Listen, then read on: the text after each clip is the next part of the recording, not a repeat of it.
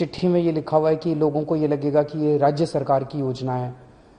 हम ये अपने क्रेडिट के लिए भी नहीं कर रहे। कोरोना के कार्यकाल में भी हमने कहा था कि दिल्ली के अंदर आम आदमी पार्टी सरकार किसी भी क्रेडिट के लिए काम नहीं कर रही। क्रेडिट सारा उनका, काम सारा हमारा, जिम्मेदारी सारी हमारी। हम इसी प्रिंसिपल पे काम करते हैं।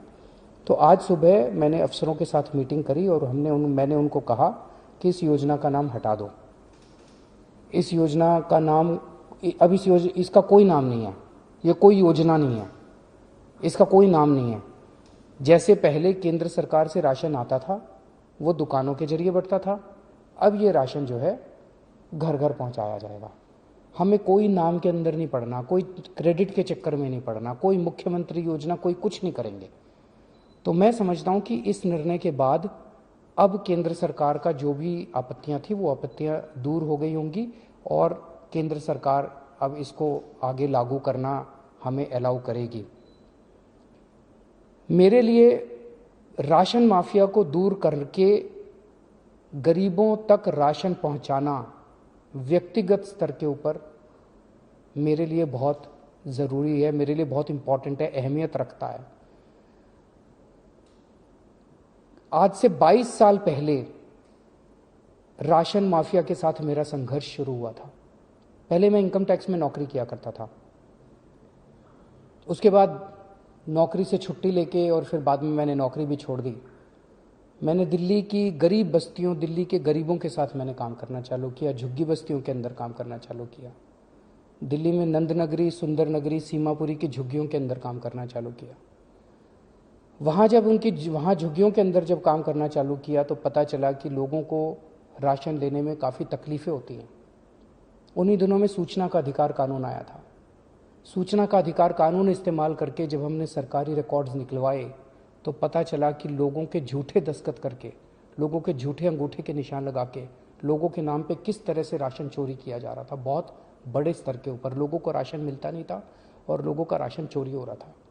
उसके खिलाफ हम लोगों ने आवाज़ उठाई, हमने व्यवस्था परिवर्तन के खिलाफ आवाज़ उठाई, हमने गरीबों को राशन दिलवाने के लिए काफ़ी संघर्ष किया। हमारे कई कार्यकर्ताओं पे उन दिनों में और गरीब लोगों के ऊपर राशन माफिया ने अटैक भी किया, हमले भी किए, लेकिन नतीजे कुछ खास नहीं निकले। हम व्यवस्था परिवर्तन नहीं कर पाए। किस्मत से, ऊपर वाले की दया से, लोगों के प्यार और मोहब्बत से कभी हमने सोचा नहीं था, लेकिन ऐसा हुआ कि दिल्ली में हमारी सरकार बन गई और अब हमारे पास निर्णय लेने का अधिकार आ गया। तो पिछले 3-4 साल से मैं व्यक्तिगत इस पूरे स्कीम के ऊपर लगा हुआ हूं कि किस तरह से राशन गरीबों तक, साफ सुथरा राशन, अच्छा राशन ईमानदारी से पहुंचे।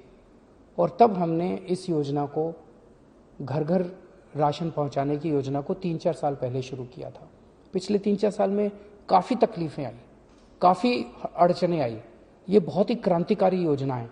जाहिर तौर पे जो माफिया है वो बहुत स्ट्रांग माफिया है, वो बहुत ताकतवर माफिया है, उसके बड़े लिंक्स हैं, चारों तरफ उसके नेटवर्क है, वो इतनी आसानी से करने नहीं देगा। पिछले 3-4 साल से मैं मशक्कत कर रहा हूँ इस माफिया से लड़ने की, मैं पूरी कोशिश कर रहा हूँ इस योजना को लागू कराने की। अब जबकि हमारा 20-22 साल पुराना सपना पूरा होने जा रहा था कि हम एक्चुअली लोगों के घर घर तक राशन पहुंचाने में सफल हो रहे थे, तो कल जब ये अड़चन आई तो थोड़ा सा दिल बैठ गया। लेकिन हम किसी भी तरह की अड़चन नहीं आने देंगे।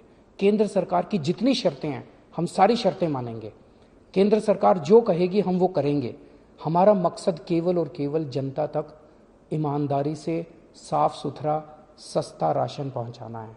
अगर वो राशन पहुंच गया तो दिल को बड़ा सुकून मिलेगा और गरीबों की दुआएं मिलेंगी। उन गरीबों की दुआएं हैं जिसकी वजह से आज हमारे दिल्ली के अंदर, हम तो छोटे से लोग हैं, हमारी सरकार चल रही है। तो मैं उम्मीद करता हूं कि अब इस निर्णय के बाद कि ये कोई नई योजना नहीं है, कोई इसका नाम नहीं दिया जाएगा। परसों हम कैबिनेट मीटिंग रख रहे हैं, कैबिनेट के अंदर इस पे निर्णय लेके कैबिनेट का प्रस्ताव हम केंद्र सरकार को भेज देंगे। मैं उम्मीद करता हूं अब इसमें हमें केंद्र सरकार का पूरा सहयोग मिलेगा। नमस्कार।